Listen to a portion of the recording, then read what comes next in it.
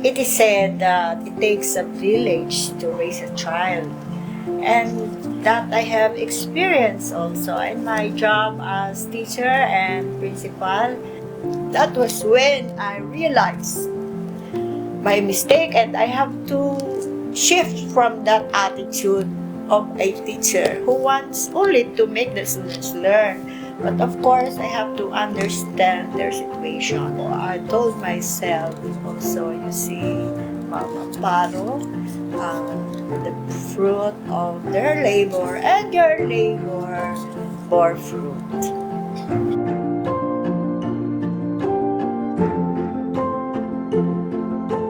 Magandang araw sa inyong lahat. Ako si Ginang Gaudencia Perez Amparo, naging guro at naging punong guro sa Masagitsit Banalo National High School sa loob ng 46 na taon.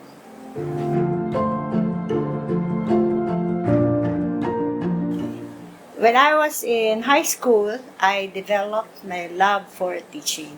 I was impressed by the teachers who teaches well.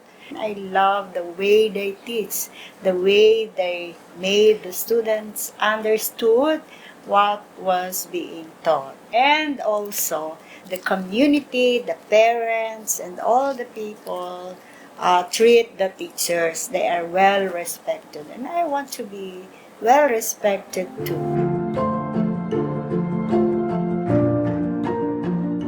I was faced with plenty of challenges.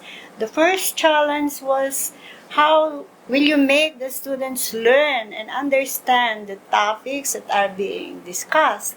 The limited learning materials, insufficient books, and some of them lack the training needed for them to be equipped with skills to make teaching and learning effective. And we also have to establish linkage with government agencies and non-government agencies for additional support and funding. Because I started in this school with nothing except the lot. And so we have to network with the proper government agencies for us to give us buildings so we can conduct our classes in real classroom and not under the mango trees. Sa lahat ng mga pagsubok na aking hinarap ay nagpapasalamat ako sa Diyos sapagkat ang aking asawa ay aking kabalikat sa lahat ng mga pinagdadaan ng problema. I am very grateful that I have shoulder to cry on. At talagang sinasamahan niya ako kung mayroong mga meetings na malalayo, ay kasama ko siya. At kaming dalawa ang nagbuklod para maging mabuti ang aking panunungkulan sa Masagitsit Banalo National High School. This time siya'y na maalam na, but looking back talagang I was very grateful to him the time that he was with me all the time and never left me.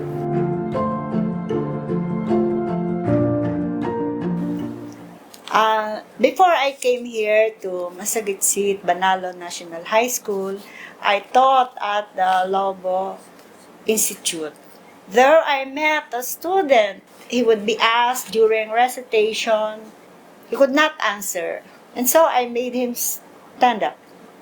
Because maybe he felt irritated by what I did and was ashamed because he was not allowed to sit down before the end of the class. Instigated his classmates to boycott my class. But soon after 8 years, we met, and he was a doctor, a dentist, and became the mayor of our town. That was when I realized my mistake, and I have to shift from that attitude of a teacher who wants only to make the students learn. But of course, I have to understand their situation. I told myself also, you see, Ma'am Amparo, uh, the fruit of their labor and your labor bore fruit.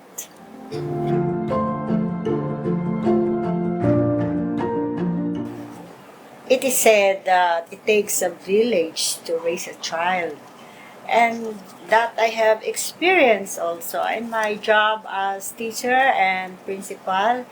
First, dahil nga nagsimula kami sa wala, so patawag kami ng meeting with the parents and we presented the problem at hand.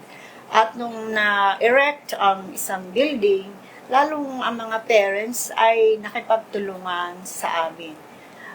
Ini-engage din namin ang mga estudyante sa mga extracurricular activities para makita na nag-enjoy naman sila sa pagpasok dito sa paaralan. Pati na rin ang mga guro. We send them to trainings. I see to it na sila ay maka-attend for them to keep abreast of the new teaching trends, strategies, and methods. For them to teach effectively. Ang aming school ay malayo sa karsada. So, it takes time bago ka makarating dito. At lagi kong sinasabi, what is punctuality?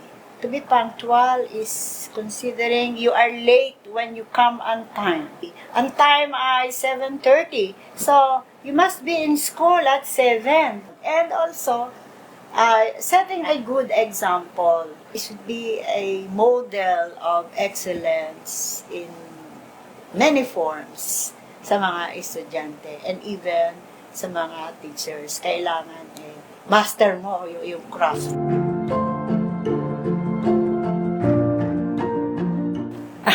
To be honest, nag-aral ako ng MA at nakatapos naman. But to be honest, talaga ang motivation ko because kapag naging teacher 2 ka pala, ay mas mataas ang sweldo.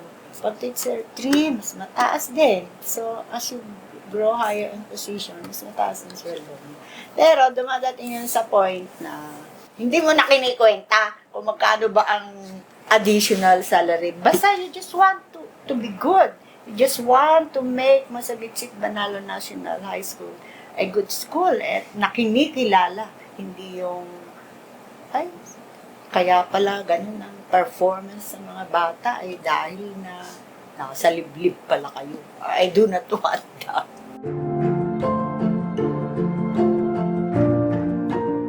Sa mga kabataan na may magandang hangarin sa kanilang buhay, learn how to pray. Itanong sa Diyos kung ano ba ang plano niya para sa inyo. Sapagkat sinasabi na, for I know the plans I have for you, plan to prosper you and not to harm you, plans to give you a future and a hope. And then, while in school, mag-aral na mabuti. Stay focused. Plus, do not depend on what you learn in the 4 walls of the classroom, but you must to have your own initiative to learn many things. Napakarami ng dapat matutuhan. Keep going, pray, plan, and proceed.